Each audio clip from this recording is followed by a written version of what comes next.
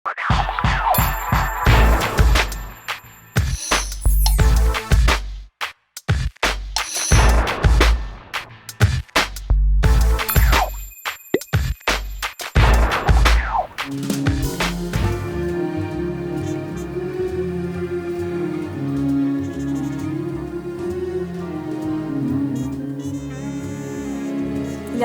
बहुत अच्छा लग रहा है, मुझे भी बजाना सिखाएं। ज़रूर। इस की से यहाँ जाए। नहीं काशिफा, ये नहीं, ये वाली की जो ऊपर ब्लैक वाली की, यहाँ से।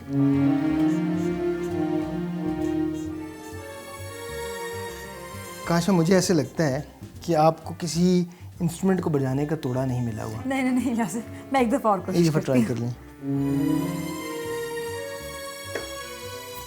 नहीं, मेरा ख्याल आप रहने दें।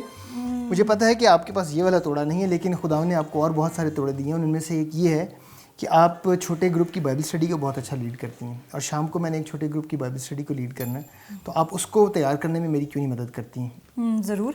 अच्छा, आप पढ़ाने क्या वाले हैं वैसे? काशिफा, मैं ये सोच रहा था कि जैसे हमने अभी देखा कि वाकई जवानी में सीखना जो है वो कितना मुश्किल होता है, और मैं यही सोच रहा था कि कुछ ऐसे तरीक़ेकार जो हैं शाम को उनका बयान करूं जो कि जवानी में सीखने के लिए जो है वो आसानी पैदा कर सकें।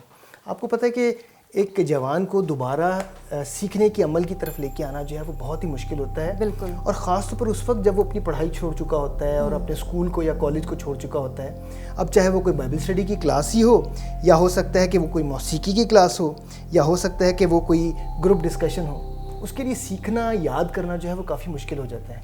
और यासिफ, मुझे ऐसा लगता है कि एक नौजवान को जो सीखने का जो अमल है उसको करने में जो मुश्किलात आती हैं, उनमें से एक ये होगा कि वो क्योंकि उम्र के ऐसे हिस्से में चला जाता है कि अब उसको सीखने और सिखाने में दुश्वारी होती है। और हाँ, क्योंकि जितनी जल्दी हम बचपन में चीज़ों को सीखते हैं उतनी जल्दी हम जवानी में नहीं सीख पाते, और जिस तरीके से वो सीखने का आदी होता है, अब वो वक्त गुजर चुका होता है और उस तरह से वो चीज़ों को नहीं सीख पाता जिस तरह से उसको सीखना चाहिए।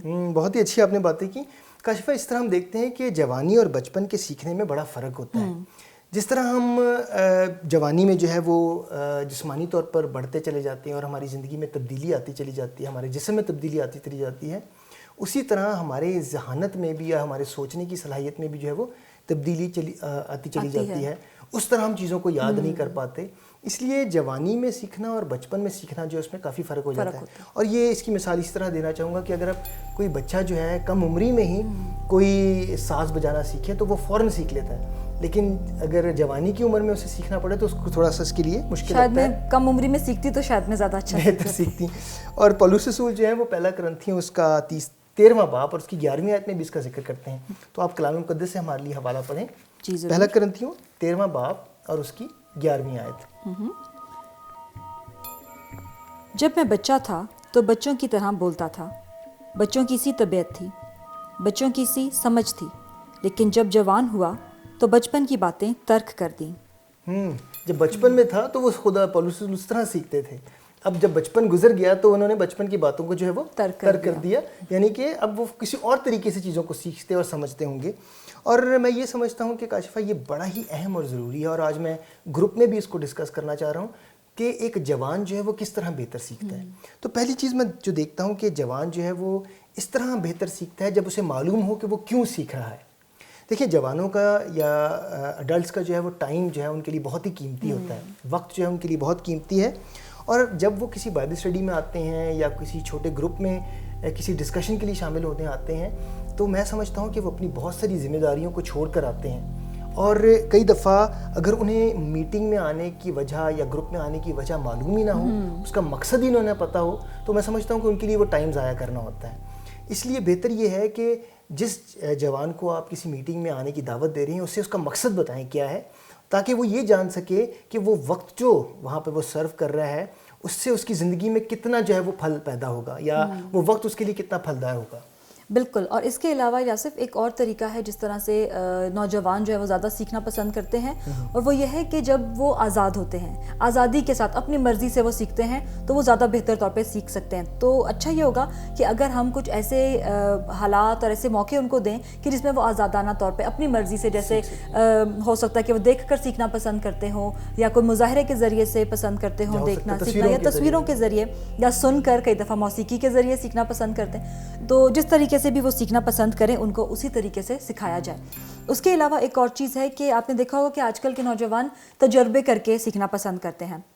اب وہ وقت نہیں ہے کہ جب وہ کتابی معلومات پڑھتے تھے اور سیکھتے تھے, لیکن اب جو ہے وہ ہر چیز کو خود تجربہ کر کے سیکھنا پسند کرتے ہیں. تو اچھا ہوگا کہ اگر ہم انہیں ایسے موقع دیں, جیسے ایک چھوٹی سی مثال ہے کہ اگر ہم انہیں کوئی چھوٹی سی ٹریننگ کے لیے لے کے جاتے ہیں, تو جیسے بشارتی ٹریننگ کہہ لیں, یا 4 روحانی اصولوں کا کتابچہ اگر ہم انہیں شیئر کرنا سکھا رہے ہیں, تو ان کو پھر سکھانے کے بعد ہم ایسے ماحول میں لے کر جائیں یا ایسی جگہ لے کر جائیں کہ جہاں پر ان کو موقع ملے کہ وہ اسے استعمال کریں, تو وہ تجربے سے اچھے طور سے اور بہتر طور پر سیکھ سکتے ہیں. بہت ہی اچھا آپ نے مشورہ دیا ہے.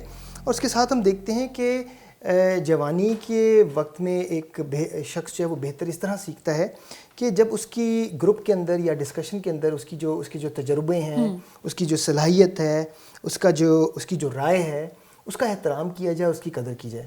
میں آپ کو مثال اس طرح دینا چاہوں گا کہ اگر ہم ایک گروپ میں بیٹھے ہوئے ہیں اور وہاں کوئی ایسا شخص ہے جو کہ جوان ہے یا اڈلٹ ہے, اور وہ سیکھنے کے عمل میں آپ کے ساتھ شامل ہونے کے لیے آیا ہے, تو اس کے تجربوں کو ضرور سنیں, اس کی رائے کو ضرور لیں, تاکہ وہ سمجھے کہ اس کی جو ہے وہ وہاں پر اس گروپ میں قدر ہے, اس کی سوچ کا, اس کی بات کا جو ہے احترام کیا جا رہا ہے, اور اس طرح اس کے اندر ایک سیکھنے کا عمل جو ہے وہ اور بہتر ہوگا.